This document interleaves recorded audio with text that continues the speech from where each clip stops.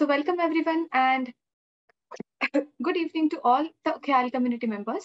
ख्याल community है एक collective of senior citizens जहाँ पे पूरे देश भर से seniors आते हैं और हमारे साथ बहुत मजे करते हैं, बहुत नई चीजें सीखते हैं और बहुत हेल्दी भी होते हैं। हमारे सेशन स्टार्ट होता है सुबह 8 बजे की योगा से, उसके बाद 11 बजे हमारा एक फन सेशन होता है। 3 से 4 बजे हमारा और एक इंटरनल सेशन होता है जहाँ पे हम आपके सारे प्रॉब्लम सॉल्व करते हैं। और शाम को हमारा और एक इंफॉर्मेटिव सेशन होता है 5:30 को। आप यहाँ पे देख ही पा रहे होंगे कि कितने सारे सेशंस और कितनी सारी वैरायटी हम ऑफर करते हैं। यह है हमारी ख्याल की टीम जहाँ पे राइसा जी, चिन्मय जी, मैं हूँ और विकास जी है। हमारा ख्याल का कार्ड जो कि है इंडिया का पहला smart prepaid card for senior citizens powered by visa. तो ये है एक प्रीपेड कार्ड। मतलब ये डेबिट कार्ड नहीं है, क्रेडिट कार्ड भी नहीं है, ये एक वॉलेट कार्ड है। जैसे आप किसी भी वॉलेट में पैसे डालते हैं उसी प्रकार। इसी की वजह से ये आपके बैंक अकाउंट को सेफ रखता है। आप इसमें आपके जरूरत के मुताबिक पैसे डाल सकते हैं। इसको हमने कंप्लीट साइबर प्रोटेक्शन दिया हुआ है। अगर आपकी पूरी केवाईसी हो जाती है और अगर ख्याल कार्ड के साथ कोई स्कैम हो जाता है, आपके पैसे कट जाते हैं, तो आपको 50,000 तक का रिफंड आपके अकाउंट में आ जाएगा। ख्याल कार्ड सपोर्ट जिसका नंबर भी आप नीचे देख रहे हैं, यहाँ पे आप कभी भी कॉल कर सकते हैं। किसी भी ख्याल कार्ड के रिलेटेड आपको कोई जानकारी चाहिए, इंफॉर्मेशन चाहिए, उसके लिए आप यहाँ पे जीरो मिनिमम बैलेंस भी मेंटेन कर सकते हैं, अनलाइक अदर बैंक्स जो आपको लिमिटेशन देती है कि आपको एक पर्टिकुलर अमाउंट रखना है आपके बैंक में। यहाँ पे ऐसे नहीं होने वाला है। इसमें कंप्लीट फी ट्रांसपेरेंसी भी रखी हुई है। इसी के साथ साथ आप बहुत अच्छे बेनिफिट्स भी हमारे ख्याल के कार्ड के साथ ले पाएंगे। जैसे कि कुछ डिस्काउंट्स हो गए, कुछ ऑफर्स हो गए जो आपको मिलेंगे एक पर्टिकुलर प्रोडक्ट के साथ। आप आपके फैमिली मेंबर्स को भी इन्वॉल्व कर सकते हैं जो आपके कार्ड में पैसे डाल सकते हैं। तो अभी हम देखेंगे कि आपके इस कार्ड के लिए अप्लाई कैसे करना है। आपको सिंपली हमारे ख्याल के ऐप पे जाना है। इवेंट्स के नीचे एक सेक्शन आपको मिलेगा जहाँ पे होगा गेट योर फ्री ख्याल कार्ड। वहां पे क्लिक करना है। इसे क्लिक करते ही आपको ये स्क्रीन मिलेगी जहाँ पे आपको आपके डिटेल्स फिल करते हैं, आपका नाम, आपकी जेंडर, आपका जो भी एड्रेस है और आपका pan number. But make sure कि जो एड्रेस आप दे रहे हैं वो जो एड्रेस है वो बिल्कुल करेक्ट होना चाहिए, एक्यूरेट होना चाहिए। अगर आपका पिन कोड गलत हो गया या फिर बिल्डिंग का नाम, फ्लैट का नाम कुछ भी गलत हो गया तो कार्ड दूसरी जगह चला जाता है और वो आपके पास आ नहीं पाएगा। ये सब चेक करके आप कंफर्म बटन पे क्लिक कर सकते हैं। इसी के बाद आपको जो फोन नंबर आपके ऐप से एसोसिएटेड है उस पे एक ओटीपी आएगा जिसको डाल के आप जो आपका ख्याल का कार्ड है उसे बुक कर सकते हैं और ये आपके घर तक कुछ 15-20 दिनों में आ जाएगा। इसके बाद आप यहाँ पे और एक सेक्शन देख पाएंगे सेम उस सेक्शन में जहाँ पे होगा शो कार्ड डिटेल्स, जहाँ पे आप पैसे डाल सकते हैं और आपके पास्ट ट्रांजैक्शंस भी देख सकते हैं। इसमें काफी सारे कार्ड सेटिंग्स भी दिए गए हैं जो आप इसको यूज कर सकते हैं। Thank you so much everyone. और अभी हम चलते हैं हमारे आज के सेशन की तरफ जो कि बहुत इंपॉर्टेंट होने वाला है। कैंसर अवेयरनेस बहुत इंपॉर्टेंट है क्योंकि वो बहुत बढ़ रहा है और हमें बहुत जल्दी उसके सिम्टम्स पता नहीं चलते हैं। तो हमारे साथ जो आज डॉक्टर है वो है doctor Vikas Gupta ji. He is a well known cancer surgeon practising in Navi Mumbai and Mumbai. He completed his master's in surgery in Mumbai. Thereafter, he did his super specialty training through Diplomat of National Board in Surgical Oncology in Hyderabad. He performed surgeries of gastrointestinal cancers, head and neck cancers, breast cancers, gynecological cancers, and thyroid cancers. He believed in giving the right care to the right patient to help the cancer patient to go through with the pain and the disease. तो वो हमेशा अपने patients की help करते हैं और वो ये चाहते हैं कि जो भी उनका प्रोसेस है, जो भी सर्जिकल प्रोसेस है या जो भी उससे वो गुजरते हैं वो बहुत ईजी हो जाए, अच्छा हो जाए। तो वही उनका गोल है कि सारे पेशेंट्स को हैप्पीनेस देना और उनसे कैंसर मुक्त कराना। तो आज विकास गुप्ता जी, डॉक्टर विकास गुप्ता जी हमारे साथ हैं और वो हमारे साथ बहुत सारी बातें शेयर करने वाले हैं regarding cancers. Hello doctor Vikas Gupta ji. Hello, Yogini. Thank you so much for the kind introduction. So, namaste, सभी seniors से. It's a great honor to speak with आपके साथ बात करने के लिए because I think कैंसर के बारे में एक नोशन रहता है. कैंसर सुनते ही सब लोग थोड़ा सा डर जाते हैं, बौखला जाते हैं कि क्या हो गया ये कैंसर. शब्द में एक थोड़ा सा एक डर है बहुत मन में. और है ऑब्वियसली कैंसर एक बीमारी जिससे आपका आगे जाके प्रॉब्लम हो सकता है लाइफ में. So I think it is obviously associated with some kind of mental trauma. But I feel that अगर आपको पता है कि कैंसर एग्जैक्टली होता क्या है, क्यों होता है, और इसके लिए हम प्रिवेंशन के लिए क्या क्या कर सकते हैं, तो आई फील दैट आप लोग को एक मेंटल सेटिस्फैक्शन मिलेगा, थोड़ा सा ये मिलेगा, सपोर्ट मिलेगा। And I think, I hope आज का जो टॉक है उससे मैं थोड़ा सा आप लोग को बता पाऊंगा कि कैंसर एग्जैक्टली होता क्या है, और उसके कुछ सिम्टम्स क्या है, साइंस क्या है जिसको आपको देखना चाहिए अगर आपको लग रहा है, और आपको अवेयर होना चाहिए कि ये सब साइंस एंड सिम्टम्स कैंसर के लक्षण हैं, जिससे कि हम उनका ट्रीटमेंट कर सकते हैं। तो जैसे कि आप हमारे स्क्रीन पे देख रहे हैं, जब ये नॉर्मल हमारा जो बॉडी का सेल रहता है, सेल जो हमारे नॉर्मल बॉडी जिससे बनती है वो सेल रहता है, तो सेल्स जब डिवाइड होते हैं, तो सेल्स डिवाइड हो के हमारा पूरा बॉडी बनता है। तो व्हेन द सेल डिवीजन जब होता है ऑर्गेनाइज्ड मैनर में होता है, जैसे कि ऑर्गेनाइज्ड डिवीजन होता है, जैसे कि सेल डिवाइड होगा, फिर एक डिवीजन के बाद तो रुक जाता है, तो वैसे सेल डिवीजन हो के हमारा पूरा बॉडी बनता है, हमारा लंग्स बनता है, हार्ट बनता है, स्किन बनता है। बट जब ये सेल डिवीजन जो हो रहा है बॉडी में, जब कुछ बिकॉज ऑफ सम म्यूटेशन, जैसे कि हमारे जीन्स रहते हैं बॉडी सेल्स के अंदर, जो हमारा पूरा माइक्रोस्कोपिक स्ट्रक्चर बनाते हैं, तो अगर जीन्स में कुछ म्यूटेशन होता है, जैसे कुछ उसमें एबनॉर्मलिटी आ जाती है, तो जो हमारा जो सेल जो डिवाइड होता है, जो डुप्लीकेशन होता है, वो अनकंट्रोल्ड मैनर में होता है, इसमें कुछ कंट्रोल नहीं रहता है। जब ये अनकंट्रोल्ड सेल डिवीजन होता है, दैट इज व्हेन हमारे बॉडी में ट्यूमर बनता है, जिसे हम कैंसर भी कहते हैं। तो ट्यूमर कैंसर ऑलमोस्ट सेम है, कुछ लोग ट्यूमर बोलते हैं, कुछ लोग कैंसर बोलते हैं। Over and all it is all one type of abnormality in the body, जो कि नॉर्मल नहीं है बॉडी में।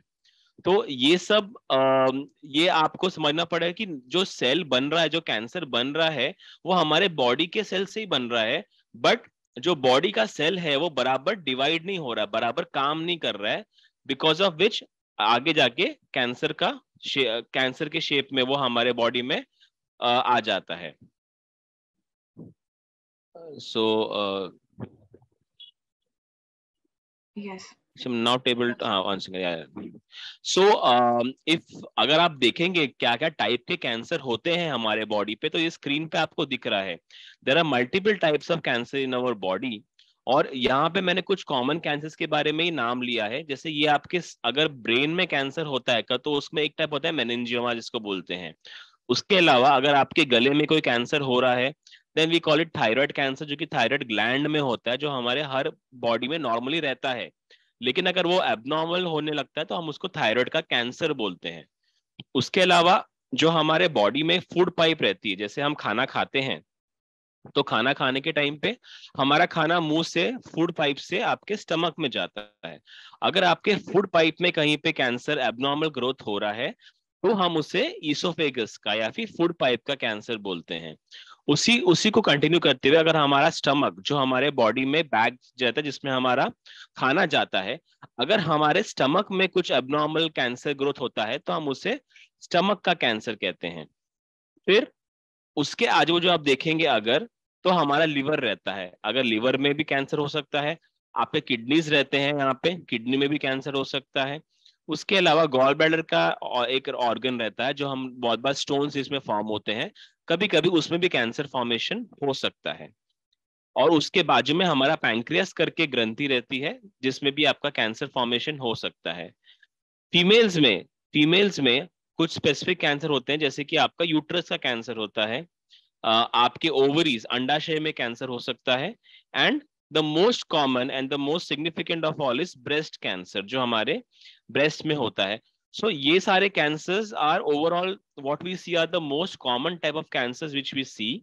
एंड इसमें फीमेल्स में स्पेसिफिकली ब्रेस्ट, यूटरस और ओवरीज, ये सारे cancers are more common, and उनका इंसिडेंस भी आजकल बढ़ रहा है।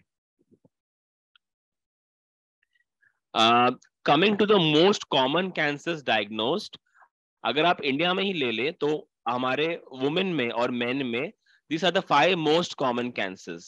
We start with women. Women में the most common cancer is breast cancer. I'm sure everyone is aware. सबको पता है breast cancer, किसी ना किसी के थ्रू आपने सुना रहेगा किसको breast cancer हुआ है, इसको breast cancer हुआ है, and more so because आप सब elderly age में है, this is a cancer more commonly seen in the elderly age group, मतलब 50 साल के बाद हमें मोर कॉमनली ब्रेस्ट कैंसर के लक्षण दिखते हैं। और इट इज वेरी एसेंशियल कि आपको पता रहे कि ब्रेस्ट कैंसर के लक्षण क्या हैं। जैसे किसी भी महिला में अगर आपके ब्रेस्ट में कोई भी गांठ आपको लग रही है या फिर आपको वहां पे कुछ सूजन लग रही है, तो 50 साल के बाद ये सब नॉर्मल नहीं रहता है। अगर कोई भी एबनॉर्मल सूजन लग रही है तो ये बहुत जरूरी है कि आप उसको अपने यहाँ पे डॉक्टर्स को दिखाएं, क्योंकि डॉक्टर ही उसका जांच करके बोल पाएंगे कि वो गांठ कुछ नॉर्मल गांठ है कि एबनॉर्मल गांठ है, और उसका फर्दर टेस्टिंग करेंगे कंफर्म करने के लिए कि ये गांठ प्रोबेबली कैंसर की गांठ है, जिसके लिए आपको और टेस्टिंग करना पड़ेगा। उसके बाद हम देखेंगे लंग कैंसर। अभी lung cancer is the second most common cancer in women but the most common cancer in men. So overall men में most common cancer is lung cancer. Lung cancer is a very problematic cancer because most cases में थोड़ा सा advance stage में हमें समझ में आता है, और बिकॉज ऑफ दैट जब तक हमें समझ में आता है तब तक वो बहुत बार फैल चुका होता है। एंड मोस्ट कॉमनली हमें लंग कैंसर मिलता है स्मोकर्स में, जो स्मोकिंग बहुत करते हैं, चेन स्मोकर रहते हैं, जिन्होंने बहुत स्मोक किया है अपने लाइफ टाइम में, उनमें लंग कैंसर का प्रमाण ज्यादा पाया जाता है। The next cancer is stomach cancer, मतलब पेट का कैंसर। जैसे मैंने आपको दिखाया था वो फोटो में, पेट के जो बैग होता है, स्टमक का स्टोरेज बैग रहता है हमारे खाने का, अगर उसमें कुछ कैंसर होता है तो हम उसे स्टमक कैंसर कहते हैं। उसके कॉमन लक्षण होते हैं जैसे कि आपको अगर खून गिर रहा है आपके बाथरूम करने के टाइम पे, या फिर आपके उल्टी में कभी खून आता है, या तो आपको बहुत सिग्निफिकेंट पेन है एब्डोमेन में, तो ये सब एक लक्षण हो सकता है स्टमक कैंसर का एल्डरली एज में, और उसके लिए आपको जांच करना बहुत जरूरी है। हम वही देख रहे हैं, liver cancer is the third most common cancer men में, और liver cancer again is more commonly seen in patients और people who drink alcohol. So alcoholism से रिलेटेड है लिवर कैंसर। अगर आप लॉन्ग टर्म अल्कोहल कंजम्पशन करेंगे, daily consumption करेंगे, तो आपका chances of liver cancer long term में बढ़ जाता है। लिवर कैंसर के लिए भी ट्रीटमेंट बहुत लिमिटेड है, एंड अगर जल्दी डायग्नोज हुआ तो ही हम उसका पूरा अच्छी तरह से ट्रीटमेंट कर सकते हैं। The fourth common cancer in man is colorectal cancer. Colorectal cancer मतलब कुछ नहीं बट हमारी जो अथड़ी रहती है बॉडी में, जो बड़ी वाली अथड़ी रहती है, जो जिससे हमारा खाना जाता है, अगर उसमें आपको कभी कैंसर होता है तो हम उसे कोलोरेक्टल कैंसर कहते हैं। और कोलोरेक्टल कैंसर भी आजकल का प्रमाण उसका बहुत बढ़ रहा है, the because of the diet जो हमारा हो गया उसके से कोलोरेक्टल कैंसर का प्रमाण बढ़ रहा है। अगेन इसका सिम्टम्स मोस्ट कॉमनली रहता है जैसे कि आपके बाथरूम में कभी खून आ रहा है, या तो फिर आपको बाथरूम बहुत टाइम से नहीं हो रहा है, गैस भी पास नहीं हो रहा है, तो हम बोल सकते हैं कि हो सकता है कि आपके जो बाथरूम करने का रास्ता है, जो आपका कोलॉन है और रेक्टम है, वहां पे हो सकता है कि कुछ कैंसर का असर हो गया हो। ऑल्दो ये कम है, लेस कॉमन कॉज है, मोर कॉमनली ये सब चीजें बहुत अलग अलग अलग कॉज से हो सकती है, जैसे कि आपको पाइल्स है, फिशर है, इससे भी आपको खून गिर सकता है। लेकिन अगर अंदर कुछ कैंसर का प्रॉब्लम है तो उससे भी आपको कभी कभी खून का गिरने का नीचे का प्रॉब्लम हो सकता है, जिसके लिए आपको डॉक्टर को दिखाना बहुत जरूरी है। और अगर हम फीमेल्स में आएंगे तो फीमेल्स में फोर्थ मोस्ट कॉमन कैंसर जो अभी इंडिया में भी है वो है सर्विक्स का कैंसर। सर्विक्स का कैंसर और एंडोमेट्रियम कैंसर ये भी एक कॉमन कैंसर है। इसके लक्षण होते हैं जैसे कि हमारा अगर ब्लीडिंग हो रहा है, नॉर्मली 50 साल तक आप लोग का महीना आना और ब्लीडिंग बंद हो जाता है, लेकिन अगर उसके बाद भी महिलाओं में ब्लीडिंग होता है कभी, तो उसको हमें सीरियसली लेना पड़ेगा और हमें अपने डॉक्टर को दिखाना बहुत जरूरी है, क्योंकि वो ही बता पाएंगे कि ये ब्लीडिंग का कॉज नॉर्मल है कि एबनॉर्मल है। तो ये सब है 5 जो हमारे most common cancers in main and women, और मैंने इसके आपको ब्रीफली कुछ कुछ लक्षण बताए हैं। तो आपको इसमें इंपॉर्टेंट ये है कि आप इसकी थोड़ी सी इंपॉर्टेंट दे कि अगर इसमें से आपको कुछ भी सिम्टम्स अपने बॉडी में लग रहा है, गांठ है ब्रेस्ट में, ज्यादा खांसी आ रही है, कंटिन्यूसली खांसी आ रही है जो रुक नहीं रही है, कभी खून आ रहा है खांसी में, अगर आपका उल्टी में खून आ रहा है, अगर आपको बाथरूम के रास्ते में खून आ रहा है, अगर आपको महीना 50 साल के बाद भी वहां पे खून आ रहा है, तो ये सब थोड़े बहुत लक्षण हैं जिनके लिए आपको जांच करना जरूरी है। ऐसा नहीं कि ये सब लक्षण कैंसर के लक्षण ही है 100%, लेकिन अगर इनमें से आपको कुछ भी है तो ये इंपॉर्टेंट है कि आप अपने डॉक्टर को मिले, क्योंकि वही आपको जांच करेंगे और वही उसके बाद आपको बता पाएंगे कि इसके लिए हमें और कुछ जांच करने की जरूरत है या नहीं है। तो बहुत लोगों का एक कॉमन डाउट रहता है कि मुझे कैंसर क्यों हुआ। अगर किसी आपके फैमिली मेंबर को भी कैंसर हुआ है या किसी को कैंसर हुआ है, तो लोगों के मन में यही रहता है कि मुझे कैंसर क्यों हुआ है। तो मैं आपको बता दूं कि सिर्फ 20% कैंसर है, 100 में से सिर्फ 20% कैंसर में कुछ आपका फैमिलियल कैंसर, जैसे कि आपकी जेनेटिक प्रॉब्लम है कुछ बॉडी में, उसके से आपके बॉडी में कुछ चेंजेस आए जिसके से आपका कैंसर आया है। तो सिर्फ 20% लोगों में फैमिलियल, मतलब जो फैमिली में ट्रांसफर हो रहा है या आपकी जीन से एक जनरेशन से दूसरे जनरेशन में जा रहा है, उसी के सिर्फ 20% लोगों में इसका कॉज, कैंसर का कॉज हमें पता है। रिमेनिंग 70 से 80% लोगों में हमें कैंसर क्यों हुआ है ये बंदे में, हमें उसका कोई अंदाजा नहीं है। अनलेस कुछ कुछ चीजें हैं जिससे कैंसर ज्यादा होता है, अगर आपने वो किया हो तो हम बोल सकते हैं कि हाँ इसके से आपको कैंसर हुआ है। But 70 to 80% of the population, we don't know why they developed cancer. So there are multiple causes जिसके लिए अभी भी हमें कुछ लक्षण हमें पता नहीं चल रहे हैं कि क्यों कैंसर हुआ था वो बंदे को या फीमेल को। So what are the common causes of cancer? अभी this is the most important slide. What is the known cause? मतलब हमें पता है कि 20-80% लोगों में हमें कॉज पता नहीं है, बट अगर ये सब चीजें आपके लाइफ में हैं तो आपका कैंसर डेवलप होने का रिस्क बहुत बढ़ जाता है। तो ये सब हमें थोड़ा बहुत ध्यान रखना चाहिए कि हम ये सब हाई रिस्क कैटेगरी में ना आए। तो हाई रिस्क कैटेगरी क्या है? सबसे पहले हम डाइट पे आते हैं। अभी डाइट में क्या प्रॉब्लम है? हमारा जो डाइट चेंज हुआ है, हमारा इंडियन डाइट से जो वेस्टर्न डाइट में चला गया है, जो कि एक हाई कैलोरी डाइट हम लेते हैं आजकल या बाहर का खाना बहुत खाते हैं, उससे मोटापा होता है। And many cancers are linked to obesity, जो हम मोटापा बोलते हैं। महिलाओं में या मेल्स में बहुत सारे कैंसर हैं जिनका रिलेशन आपके मोटापे से है। जैसे कि फीमेल्स में गर्भाशय का कैंसर या तो ब्रेस्ट कैंसर का रिलेशन मोटापे से पाया गया है। जो लेडीज का मोटापा या वेट बहुत ज्यादा है, उनमें ये कैंसर का इंसिडेंस भी बहुत ज्यादा देखा गया है। सिमिलरली मेल्स और फीमेल्स में अगर हमारा वेट ज्यादा है, ओवरवेट हो, तो आपका जो कोलोन और रेक्टम का कैंसर है, जो हमारी बड़ी अटड़ी का कैंसर है, वो हमें ज्यादा प्रमाण में दिखता है। सो डाइट का डेफिनेटली रिलेशन है आपके कैंसर के इंसिडेंस से। और हमारा डाइट जो चेंज हुआ है, जो हमारा वेस्टर्न डाइट हुआ है जिससे कि हमारा फैट कंटेंट बढ़ गया है डाइट में, इससे वो मोटापा होता है और इससे लॉन्ग टर्म में कैंसर का रिस्क डेफिनेटली बढ़ सकता है।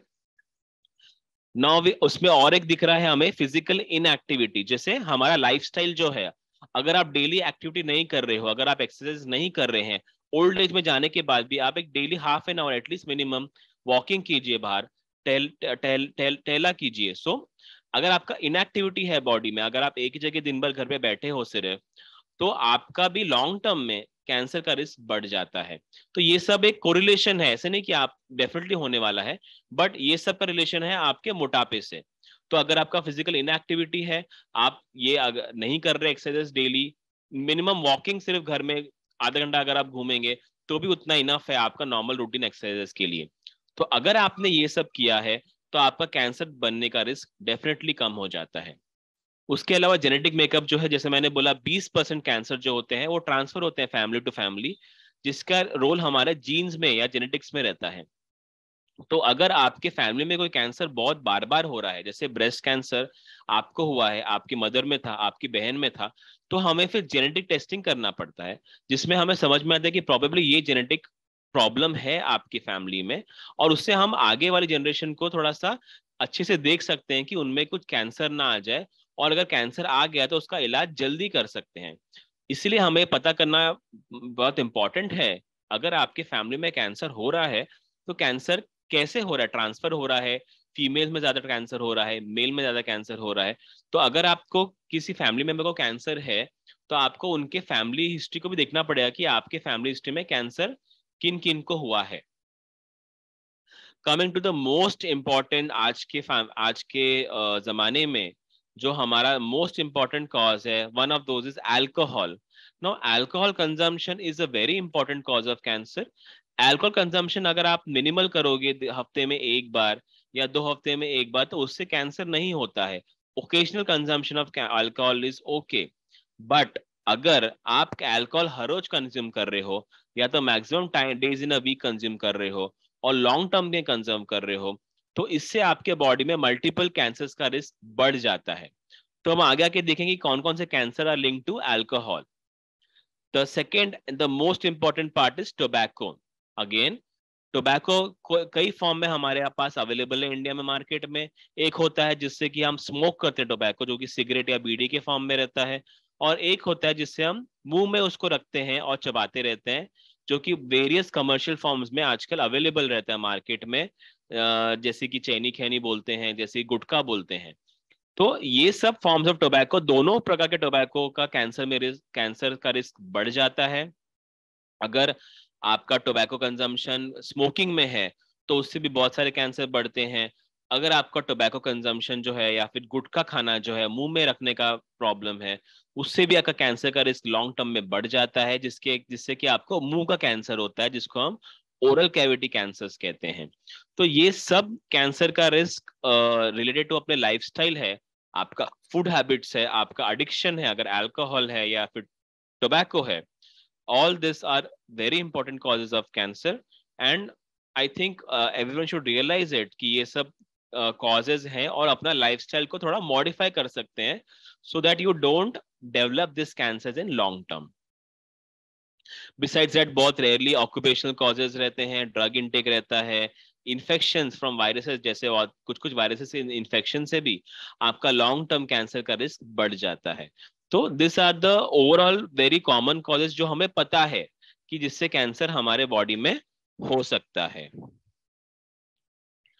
अभी अगर आप इंडिया की ही बात कर लें तो इंडिया में भी India is the place where we have highest incidence of cervical cancer, gall bladder cancer, अपना जो मुंह का कैंसर होता है वो.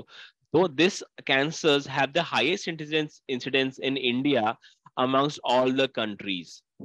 And what is the cause of this incidence of cancers or different cancers in our body? In 25%, मतलब 1/4 of the patient, हमें पता नहीं कि कैंसर क्यों हुआ है. जैसे कि पैंक्रेटिक कैंसर है, ब्लड कैंसर है, इसमें हमें नहीं पता कि कैंसर क्यों हुआ है वो उनको. 10% लोगों में लैक ऑफ पर्सनल हाइजीन, जिससे हमें इन्फेक्शन हो सकता है वायरस का, जिसको हम ह्यूमन पैपिलोमा वायरस कहते हैं.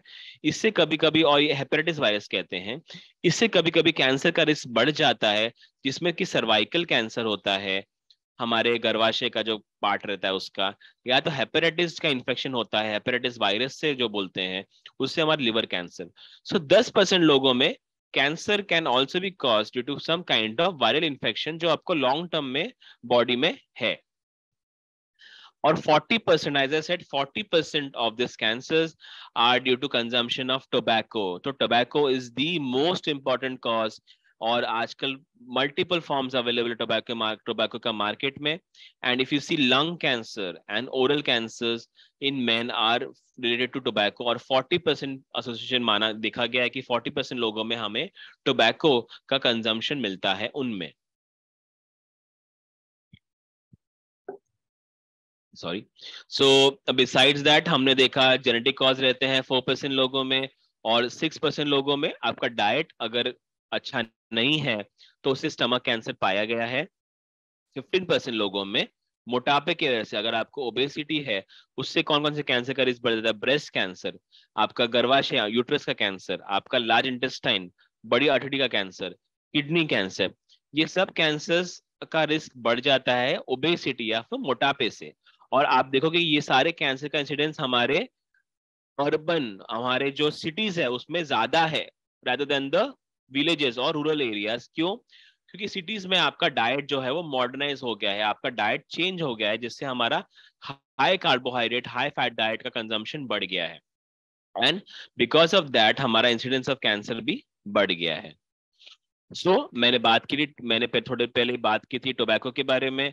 टोबैको जैसे आप देख सकते हैं is sorry, tobacco is causing all these cancers. मतलब अगर आपने टोबैको का कंजम्पशन किया है तो आपके बॉडी में ये सारे कैंसर होने का रिस्क बढ़ जाता है। इसमें स्टार्ट करते हैं मुंह से, माउथ एंड थ्रोट, आपका फूड पाइप, आपका स्टमक, आपका पैनक्रियास, आपकी बड़ी अतड़ी और छोटी अतड़ी, और आपका यूरिनरी ब्लैडर जो कि आपका यूरिन का बैग रहता है, उसका कैंसर। बिसाइड्स दैट आपका लंग कैंसर या फेफड़ों का कैंसर, किडनी कैंसर, ये सारे कैंसर का रिस्क स्टडीज में पाया गया कि जिन लोग ज्यादा कंजम्पशन करते हैं टोबैको का, आइदर इन स्मोकिंग फॉर्म या फिर आपके जो स्मोकलेस फॉर्म जैसे कि आपका पान मसाला होता है उसके फॉर्म में, उसमें इनका इंसिडेंस हमें ज्यादा देखा गया है। और मैंने और एक बात की थी अल्कोहल के बारे में। ऑब्वियसली जो अल्कोहल ज्यादा कंजम्पशन करते हैं, जिनका alcohol consumption is maximum times in a week, और जो लोग बहुत सालों से कंजम्पशन कर रहे हैं, उनमें भी हमें मुंह का कैंसर, थ्रोट कैंसर, आपका जो फूड पाइप का कैंसर है वो, बिसाइड्स लिवर कैंसर, ये सारे कैंसर का इंसिडेंस हमें ज्यादा दिखता है जिन लोग अल्कोहल कंजम्पशन रेगुलरली करते हैं। मैंने पहले ही बोला था कि जो लोग ओकेजनल कंजम्पशन करते हैं, हफ्ते में एक बार, 2 हफ्ते में एक बार, महीने में एक बार, उनमें इसका रिस्क नहीं रहता है। बट अगर आप हर रोज कंजम्पशन कर रहे हो या maximum times in a week consumption कर रहे हो for long period of time, उन केसेस में आपका कैंसर का रिस्क डेफिनेटली बढ़ जाता है। And the causative factor for that is alcohol consumption. Because it is a forum of many elderly और सीनियर सिटीजन्स, मैं कुछ मिथ्स बर्स्ट करना चाहता हूँ कि बहुत लोग बोलते हैं कि नहीं इससे कैंसर होता है, उससे कैंसर होता है, ये मत कीजिए, वो मत कीजिए। So this are the some of the more common no myths which we see in the in the population, जो कि लोग बोलते हैं। और आई वुड अश्योर यू कि ये सब चीजें कैंसर नहीं होता है। क्या क्या चीजें हैं वो? इलेक्ट्रोमैग्नेटिक फ्रीक्वेंसी, जैसे कि हमारे इलेक्ट्रॉनिक अप्लायंसेज हैं, मोबाइल फोन है या फिर कुछ टीवी है, उनके ज्यादा उपयोग करने से आपको कैंसर का रिस्क बढ़ जाता है। ऐसा कुछ भी नहीं है। इससे इलेक्ट्रोमैग्नेटिक जो वेव्स रहते हैं उनसे आपका कैंसर का रिस्क कुछ बढ़ता नहीं है, और उसका कुछ भी रिलेशन नहीं है आपके कैंसर से। दूसरी बात, जेनेटिकली मॉडिफाइड फूड आजकल मार्केट में अवेलेबल रहते हैं, बहुत अलग अलग प्रकार के फ्रूट्स जो बोलते हैं कि मॉडिफाई किया हुआ है, कहीं से इंपोर्ट हुआ है। क्या आपका वो फ्रूट खाने से रिस्क बढ़ जाता है कैंसर का? डेफिनेटली उससे उससे आपका कोई रिस्क नहीं बढ़ता है। आप फ्रूट का, कोई भी प्रकार में फ्रूट का जिसमें कि प्रोटीन कंटेंट ज्यादा रहे, तो वो आपके बॉडी के लिए अच्छा है, सेहत के लिए अच्छा है और कुछ नुकसान नहीं करेगा। कुछ लोग बोलते हैं कि माइक्रोवेव में आपने अगर खाना गर्म किया और वो खाना खाया तो उससे भी रिस्क बढ़ता है, तो डेफिनेटली इससे कोई रिस्क नहीं बढ़ता। Besides that using drinking from plastic bottles, और आपका कुछ खाने में ऐड करते हैं, उससे कैंसर का रिस्क बढ़ता है। बट आई डोंट थिंक जो आप लोग रूटीनली यूज करते हैं खाने में, उससे कैंसर का रिस्क बढ़ता है। ऑल्सो स्ट्रेस, स्ट्रेस आप बहुत लोगे तो कैंसर बढ़ जाएगा, ऐसा नहीं है। Stress can cause many other problems like your heart problem, your stroke problem, hypertension, diabetes and everything, but cancer पर से उससे नहीं बढ़ता है। सॉरी। तो कैंसर किससे बढ़ता है? जैसे मैंने डिस्कस किया, स्मोकिंग करने से बढ़ता है। अगर आप किसी स्मोकर, आपके घर में कोई स्मोक कर रहा है और आपको पैसिवली उसको आप अगर आप इनहेल कर रहे हैं, उसको आप सांस में ले रहे हैं, तो उससे भी लॉन्ग टर्म में आपका रिस्क बढ़ जाता है। अगर आप सन बर्न कर रहे हैं, जो लोग की चमड़ी थोड़ी सी गोरी रहती है, सफेद रहती है, उनमें सन के नीचे बहुत टाइम रहने से भी कैंसर का रिस्क बढ़ जाता है अगर आप सन बर्न करते हैं तो। Besides, alcohol consumption is also one of the important causes, और मैंने जैसे बताया था आपको, उससे भी आपका कैंसर होने का रिस्क डेफिनेटली लॉन्ग टर्म में बढ़ जाता है। सॉरी। और फ्यू इंपॉर्टेंट थिंग्स, क्या कैंसर कंटेजियस है? क्या कैंसर एक बंदे से दूसरे बंदे में फैलता है? तो ऐसा बिल्कुल भी नहीं है।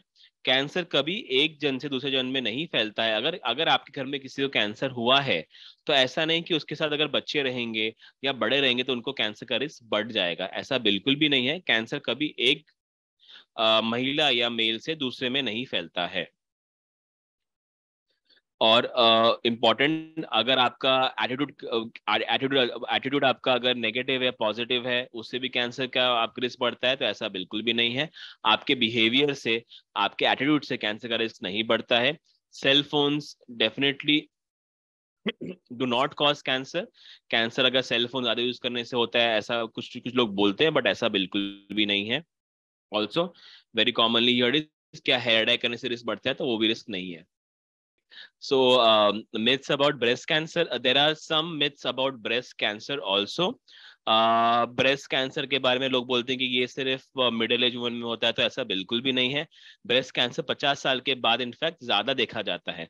So older the age the higher is the incidence of breast cancer. If the lump in breast isn't painful, it can't be cancer. ऐसा बिल्कुल भी नहीं है।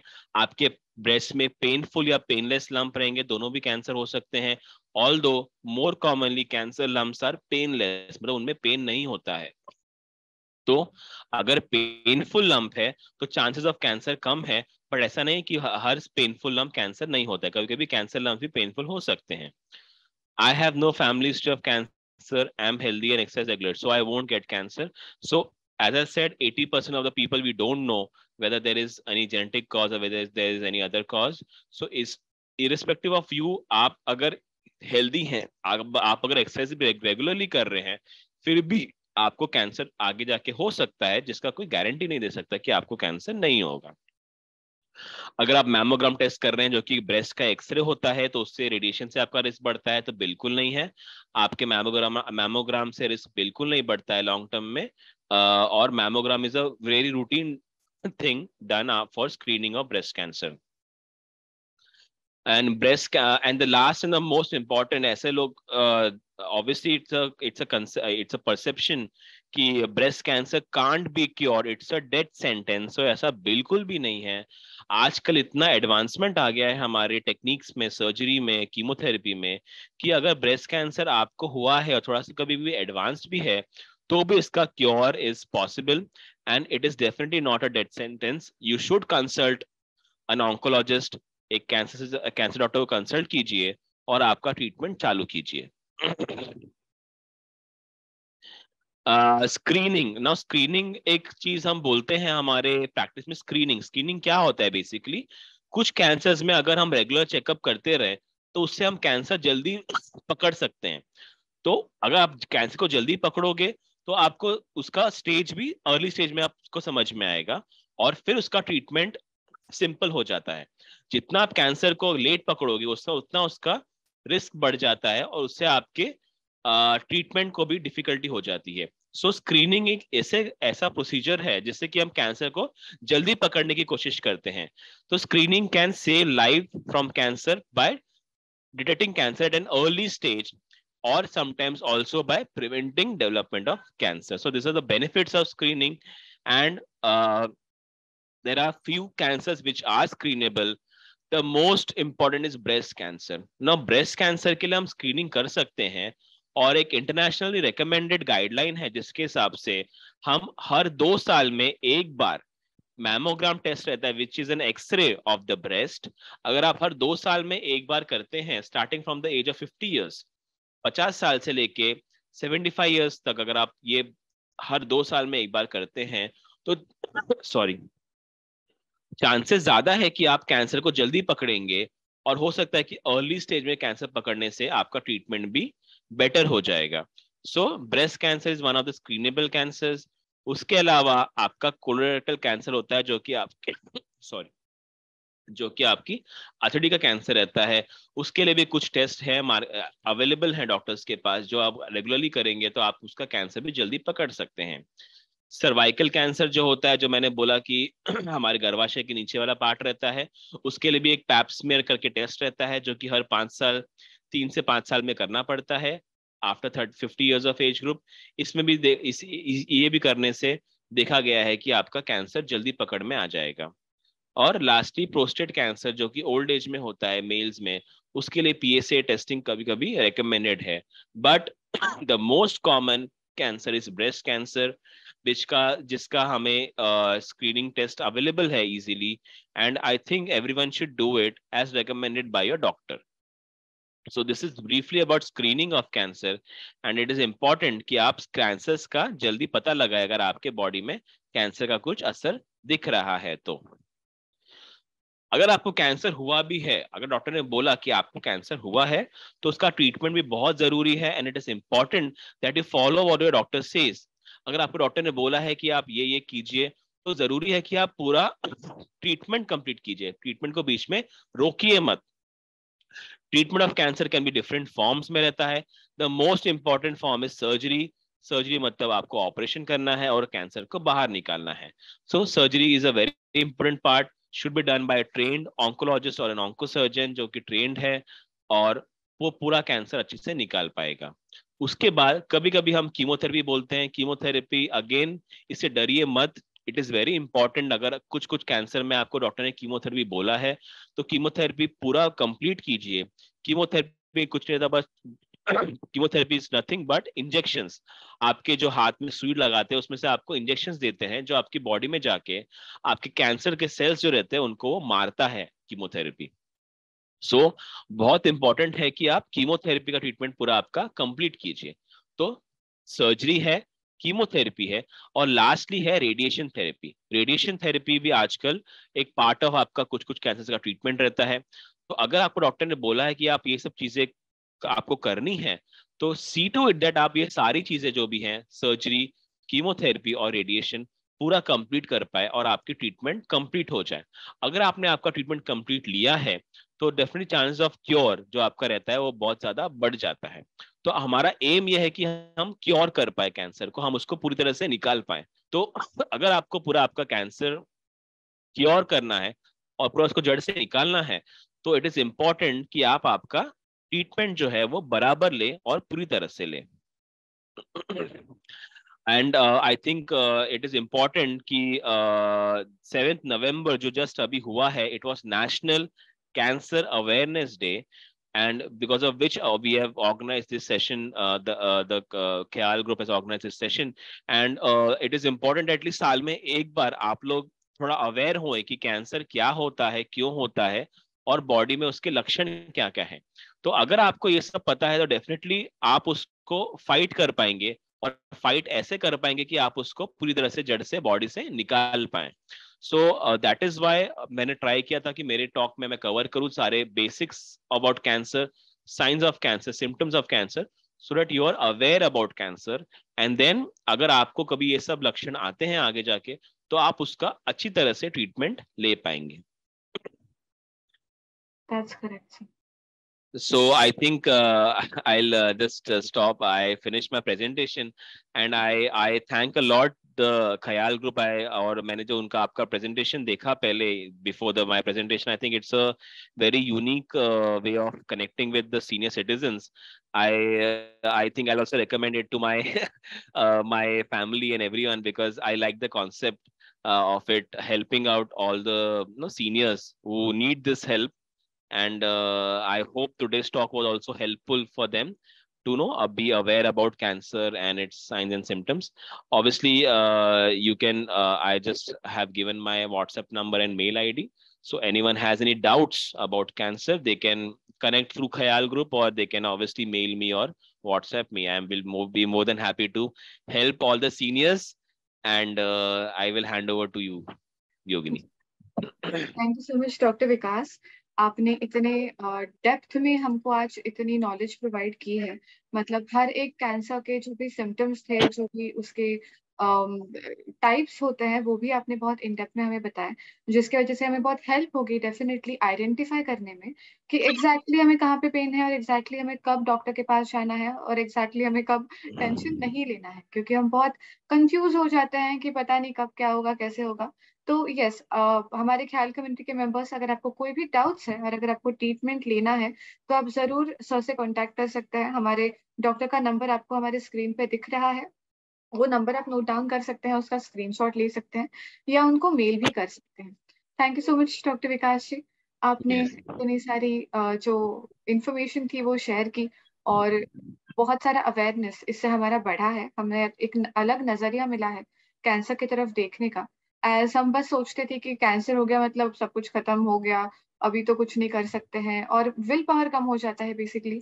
पर आपने हमें बहुत ट्रीटमेंट के बारे में भी बहुत आपने जानकारी दी हमें, इसके वजह से we got new hopes and definitely हम उसे एक अच्छे वे में लेंगे और अच्छे से हम हमारे सेहत का ध्यान रखेंगे। तो Yes. बहुत सारे क्वेश्चंस आने वाले हैं। Yeah. Ji. Yeah.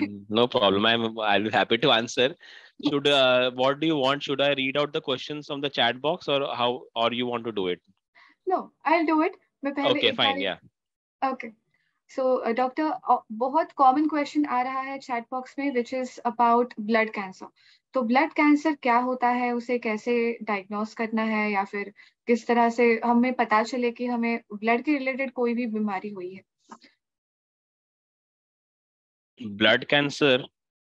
Sorry, blood cancer is most commonly seen in younger age, मतलब बच्चों में ज्यादा दिखता है, जैसे ल्यूकेमिया बोलते हैं या लिम्फोमा बोलते हैं, ये बच्चों में ज्यादा दिखता है। और इसके सिम्टम्स बहुत ही अनकॉमन रहेंगे, जैसे कि फीवर, परसिस्टेंट फीवर है, परसिस्टेंट वीकनेस है, आपके ब्लड टेस्ट में आपका लेवल्स ऑफ आपका जो व्हाइट सेल्स रहता है या फिर रेड सेल रहता है वो बहुत ज्यादा है। तो ये सब लक्षण होते हैं ब्लड कैंसर के, लेकिन बच्चों में या बड़ों में जनरली जल्दी समझ में नहीं आता है। It is only after persistent symptoms, weakness, fever persistent, और या तो फिर आपका जो ब्रूजिंग होता है, बहुत ज्यादा ब्रूजिंग होता है बॉडी में, रेडनेस होता है कुछ कुछ जगह। तो ये सब लक्षण होते हैं कि आपका कुछ तो ब्लड कैंसर, की ब्लड कैंसर में बहुत सारे टाइप्स होते हैं।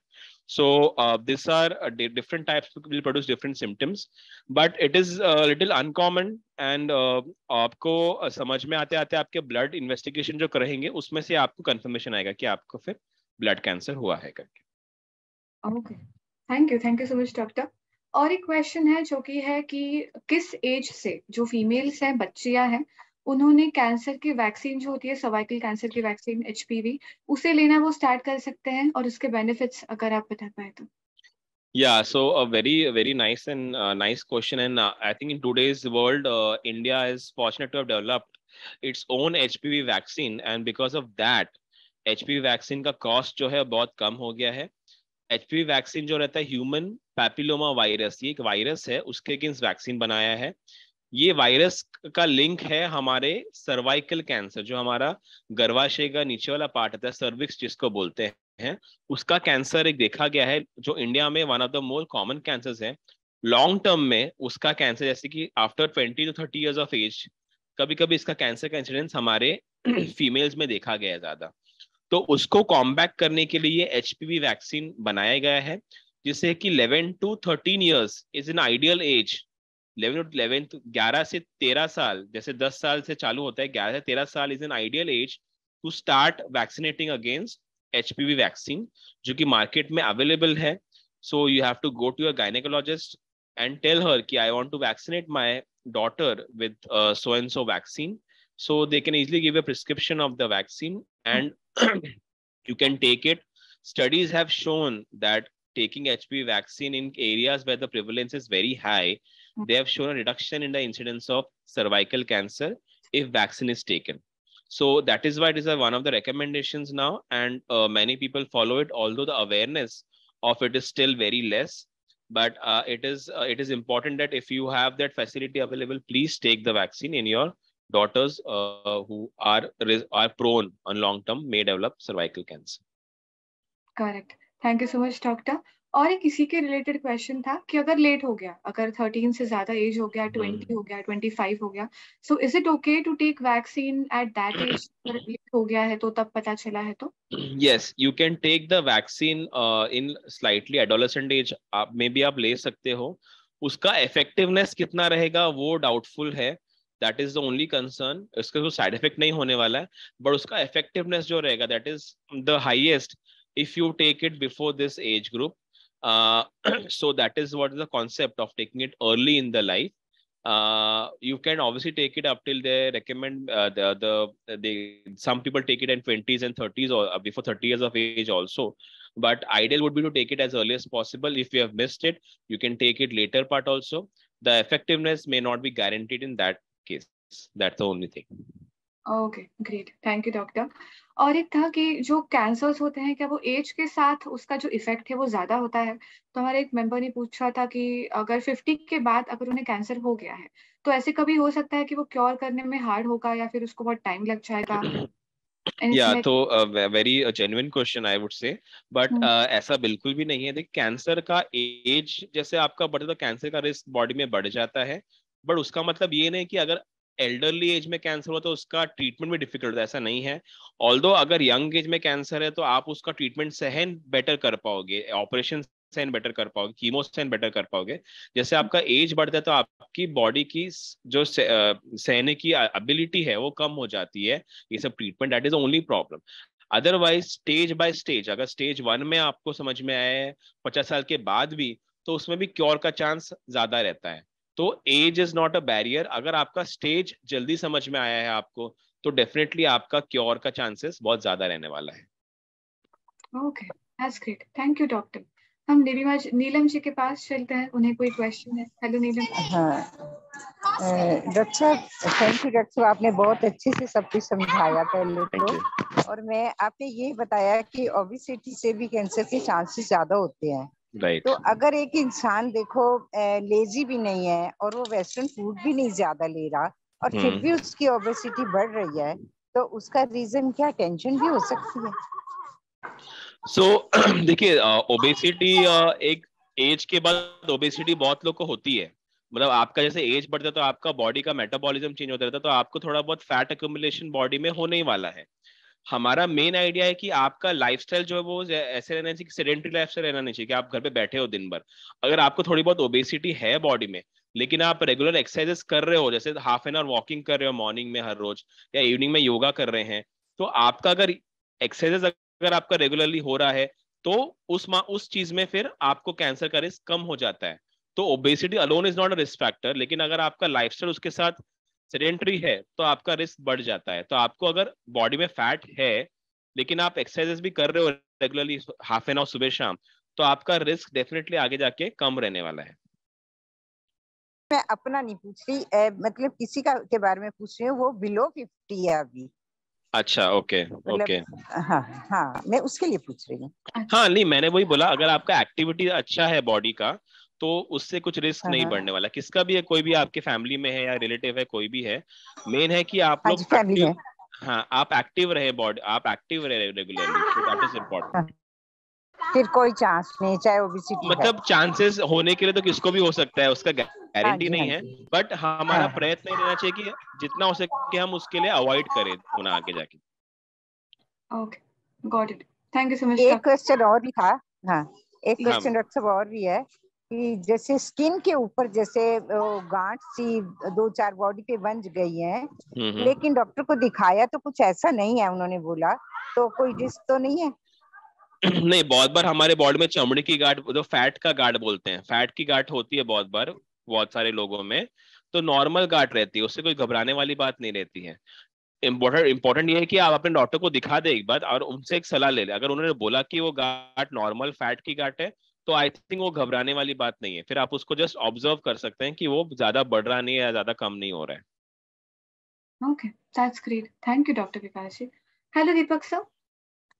हाँ जी, पहले तो थैंक्स डॉक्टर को कि उन्होंने बहुत सरल भाषा में काफ़ी सारी चीज़ों को समाहित किया, और जांच कराते रहना चाहिए, ये भी बराबर बात है। मेरा सवाल ये था कि अगर डायग्नोसिस हुआ, बायोप्सी कराई, डॉक्टर को डाउट हुआ, कंफर्म हुआ कि भाई कैंसर है, तो बायोप्सी वगैरह हो गई, कंफर्म हुआ, तो रेडिएशन थेरेपी इज बेटर कि अपने सर्जरी ही कराना चाहिए? हाँ ठीक है, बहुत जेन्युइन क्वेश्चन है। देखिए surgery is the treatment for cancer. Surgery करने से ही आपका कैंसर आप उसको बाहर निकाल सकते, जड़ से बाहर निकाल सकते हो। अगर सर्जरी पॉसिबल है तो सर्जरी करना चाहिए। अगर सर्जरी पॉसिबल नहीं है, डॉक्टर ने कि बहुत एडवांस स्टेज में है, तो फिर वो आपको ऑप्शन है कि आप कीमोथेरेपी लो या फिर आप रेडिएशन लो। लेकिन अगर सर्जरी फीजिबल है करना, तो surgery is the best option. और सर्जरी के बाद भी हम रेडिएशन बहुत बार देते हैं ताकि बचा हुआ कुछ कैंसर सेल रहेगा तो उससे वो जल जाएगा, तो हम सर्जरी करने के बाद रेडिएशन देते हैं साथ में बहुत बार। लेकिन surgery is the main core treatment जिसके आपका क्योर का चांसेस 100% होने का हमारा प्रयत्न रहता है। और रेडिएशन का रिस्क, सिर्फ रेडिएशन से क्या होता है कि गांठ कम होती है, श्रिंक हो जाती है, बट पूरा क्योर होगा कि नहीं वो गारंटी हम दे नहीं सकते रेडिएशन देने से। रेडिएशन में बस ये भी पाया जाता है कि बॉडी के दूसरे जो अच्छे पार्ट्स हैं उनको भी डैमेज होने की पॉसिबिलिटी बढ़ जाती है। मतलब जो उसके आजू बाजू के पार्ट्स रहते हैं बॉडी में, जो कैंसर के आजू बाजू के पार्ट्स हैं, उनमें थोड़ा बहुत डैमेज कभी कभी हो सकता है, बट उसके लिए आजकल बहुत सारे नए टेक्निक्स है, नए मशीन है, जिससे कि वो डैमेज कम हो सकता है। मैं 77 के तब की बात कर रहा हूँ जब डॉक्टर लालवानी थे और कुछ फैमिली में ऐसा इंसिडेंट हुआ था। हाँ, तभी तो मशीन्स अच्छे नहीं थे, तभी प्रॉब्लम होते थे रेडिएशन के बहुत। हाँ। Thank you. Thank you doctor Vikas ji. आपने एक बात मेंशन की सर की सर्जरी के बाद जो रेडिएशन थेरेपी देते हैं, तो कई डॉक्टर्स बोलते हैं कि जरूरत नहीं है, कई डॉक्टर्स बोलते हैं कि जरूरत है, तो क्या सही में उसकी जरूरत है सर्जरी के बाद No, so radiation? what happens is after हमारा रेडिएशन या हमारा जब सर्जरी होता है तो हम आपका रिपोर्ट देखते हैं, जो आपका हमने सैंपल निकाला है बॉडी से कैंसर, हम उसको टेस्टिंग के लिए भेजते हैं। तो वो टेस्टिंग में हम देखते हैं कि क्या क्या चीजें दिख रही हैं। अगर उसमें कुछ चीजें हमें दिखती है कि जिससे कि आपको रेडिएशन लगने वाला है, तो हम रेकमेंड करते हैं कि आप रेडिएशन ले लें, बिकॉज कुछ चीजें हाई रिस्क रहती है, जिससे कि कैंसर आने का, रिकरेंस का या कैंसर वापस आने का रिस्क ज्यादा रहता है। तो उन कैंसर में रेडिएशन देने से हमारा रिस्क जो रहता है कैंसर आने का, वो कम हो जाता है।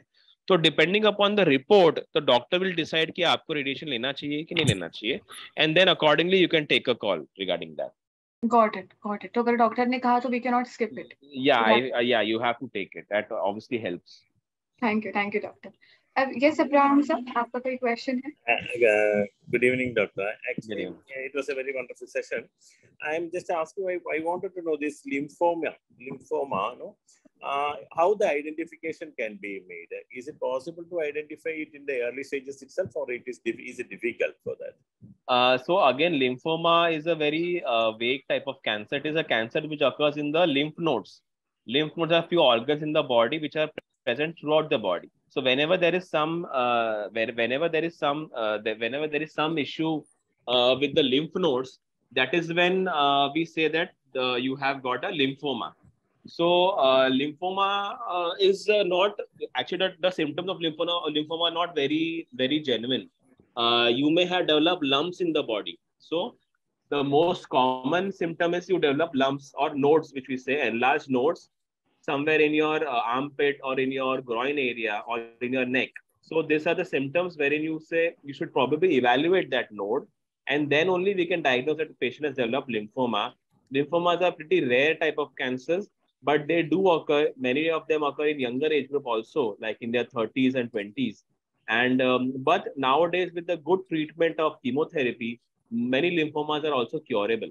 So if you have developed these nodes or lumps somewhere, you should consult your doctor and get it evaluated. Thank you, doctor. Thank you.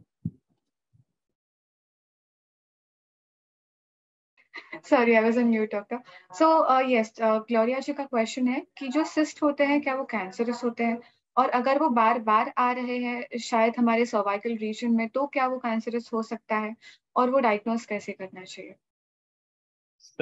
Cervical, मतलब in your neck you're saying, or No, cervix? cervix. Sorry, cervix. So cyst अगर simple cyst है तो it is more likely to be a benign, मतलब जो non-cancerous बोलते हैं, it is more likely to be a non-cancerous cause. It is not a cancer. It is basically a water-filled bag-like thing which can occur sometimes in the cervix area. And if it is the same size for long period, you should not be worried about it. But do consult your doctor with scans in intervals so that you know that the size is not increasing and the cyst is of the same size. That's the only thing you can do. Got it. Thank you, Dr. Vikas ji. 3 questions हमारे पास और है, हम काफी quickly उन question से जाएंगे. Hello अवतेश ji. Yes. Yes, sir. Doctor, it is regarding use of microwave oven. Yeah. I read somewhere that in Japan they have stopped using because they are fearful that it leads to the cancer. While you in your lecture told that it is very safe. What is your opinion? What is your view on that basis? So I know there are a lot of news coming from here and there regarding microwave, but I have there is no scientific evidence to it that it causes cancer. If you reheat your food in the microwave oven, that it causes cancer. So I don't see any point in supporting that view. In fact, I was in Japan for a few days and I have myself used a microwave oven in Japan. So so I really doubt regarding this that it is banned in Japan. My personal view will be, and what I've read, it is that does not lead to the increased cause of cancer if you are using microwave oven in your house. Thank you doctor Vikas ji. एक और चीज के लिए कि आपने काफी सारे myth burst किए हैं, इंक्लूडिंग माइक्रोवेव ओवन्स और फोन का यूजेस और हमारे प्लास्टिक बॉटल से पानी पीना एक्सेट्रा, जो बहुत आते रहते हैं हमें व्हाट्सएप फॉरवर्ड्स में, और हम डरते रहते हैं कि अरे व्हाट्सएप में ये आ गया वो आ गया और फिर हमें ये नहीं करना है वो नहीं करना है। बट एक्चुअल जब हम आपसे सुनते हैं, जब हम एक डॉक्टर से सुनते हैं, तब काफी सुकून मिलता है कि ऐसे कुछ नहीं है and we can use our devices very quietly and very nicely. तो thank you so much for that. Okay, hello Paramjeet ji. हाँ जी, मैंने डॉक्टर साहब से पूछना है कि अगर किडनी में सिस्ट है, किडनी में सिस्ट आ जाए ऊपर, वो बिनाइन है, तो उसको कैसे, उसके लिए क्या किया जाए कि कोई मतलब कैंसरस ना हो या वो हो? नहीं, आई थिंक किडनी सिस्ट बहुत कॉमन रहते हैं, बहुत लोगों में होता है and it is mostly a benign cause. तो उसमें आपको कुछ करना नहीं है, आपको सिर्फ आपके डॉक्टर को दिखा के उसको मे बी ईयरली या 2 ईयरली आपको अल्ट्रासाउंड स्कैन करना है पेट का, देखने के लिए सिस्ट बढ़ रहा है या कम हो रहा है या उसमें कुछ सॉलिड चीजें आ रही हैं। तो आई थिंक वो स्कैन में ही थोड़ा बहुत डिफरेंशिएट कर पाएंगे कि आगे जाके कैंसर का रिस्क है कि नहीं है। But 95% simple cyst of the kidney will not convert to cancer. तो आपको उसमें ज्यादा घबराने की चीज नहीं है। 95% रिस्क नहीं रहता कि वो आगे जाके कैंसर में कन्वर्ट होने वाला है। बट आपके डॉक्टर को एक रेगुलर चेकअप करते रहिए और स्कैनिंग एक बार फ्रीक्वेंटली आप करते रहिए, जस्ट देखने के लिए कि सिस्ट का साइज बढ़ रहा है कम हो रहा है। Thank you doctor Vikas. Last question Sherna ji से। Hello Sherna ji. Hello. Yes. मुझे ये पूछना है कि वो बायोमार्कर्स होते हैं ना कैंसर के लिए टेस्टिंग, वो कौन से केस में एडवाइजेबल है, कौन से कैंसर फैमिली हिस्ट्री है, तो उसमें अर्ली डायग्नोसिस या chances of getting cancer in future is more common after this result of this test? So biomarkers जो रहते हैं वो गिने चुने कैंसर में यूज होते हैं, जैसे कि आपका एक ओवेरियन कैंसर है, एक आपका कोलोन रेक्टल कैंसर है, और आपका है जो लिवर कैंसर है। इन कुछ चीज़ों में बायोमार्कर्स अवेलेबल है, जो ब्लड टेस्ट रहते हैं बेसिकली, जिससे में आपका टेस्ट करते हैं। तो प्रॉब्लम ऑफ बायोमार्कर ये है कि ये बायोमार्कर स्पेसिफिक नहीं है, जैसे कि ऐसे नहीं कि अगर ये बड़े हुए हैं तो आपको 100% कैंसर है। ये आपको आइडिया दे दे कि हो सकता है आप में रिस्क ज़्यादा है कैंसर होने का और आपको अकॉर्डिंगली टेस्ट करना चाहिए अगर आपके बायोमार्कर्स डिरेंज्ड आए तो। और लेकिन अगर आपके फैमिली हिस्ट्री में अगर सपोज कैंसर का हिस्ट्री है, जैसे आपका ओवेरियन कैंसर का हिस्ट्री है फैमिली में, तो इन दैट केस कुछ मार्कर जैसे कि CA-125 एक बायोमार्कर, एक ब्लड टेस्ट है जो हम रेकमेंड करते हैं कि आप अपने जो डॉटर हैं या फिर आपके जो फीमेल्स हैं फैमिली में, वो रूटीन इंटरवल्स पे चेक करते रहे। अगर आपका फैमिली हिस्ट्री सिग्निफिकेंट है ये कैंसर के लिए, तो अगर फैमिली हिस्ट्री सिग्निफिकेंट नहीं है तो रूटीनली रिकमेंडेड नहीं है आज के टाइम में कि आप ये बायोमार्कर टेस्ट रिपीटेडली एक स्क्रीनिंग के लिए यूज करें। Got it. Thank you doctor Vikas ji. एक लास्ट क्वेश्चन मेरी तरफ से था और वो चैट में भी आया था कि कैंसर हो गया है तब शुगर कंजम्पशन उस पे इफेक्ट डालेगा या नहीं डालेगा? Very common question which we read from all our patients, but definitely there is no relation, absolutely no relation of sugar consumption and cancer. आप चीनी कितना भी खाएं कैंसर होने के बाद, डेफिनेटली उससे ऐसे नहीं कि आपका कैंसर बॉडी में बढ़ने वाला है या उससे कैंसर कम होने वाला है। अगर आपको कैंसर हुआ, the idea is to have a healthy lifestyle, you have to take high protein diet and lot of fruits and green leaf vegetables अगर कैंसर हुआ है किसी को बॉडी में तो, एंड अवॉइड कार्बोहाइड्रेट। मतलब आप you can avoid sugars and processed food and all those thing, but ऐसा नहीं कि वो लेने से आपका कैंसर बढ़ने वाला है, that is not the case.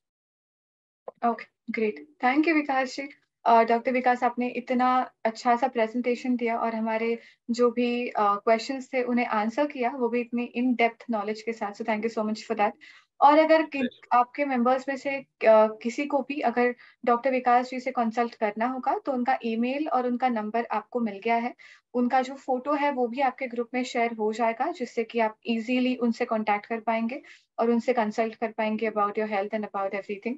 So thank you so much. आज का सेशन हम यहीं पे कंक्लूड करते हैं। Thank you doctor Vikas Gupta जी, आपने हमें वक्त दिया, अपना इतना इम्पोर्टेंट और इतने एनर्जी के साथ अपने आपका नॉलेज शेयर किया, हमको बोर हुए बिना हमारे सारे जो क्वेश्चंस थे उनसे। So thank you so much. Thank you so much. Thank you. My pleasure to help everyone. Thanks a lot. Thank you so much, Doctor. Thank you so much, everyone, for being with us. Thank you so much, Raisa ji, Chimoy ji, for being with me. Bye-bye and have a happy day.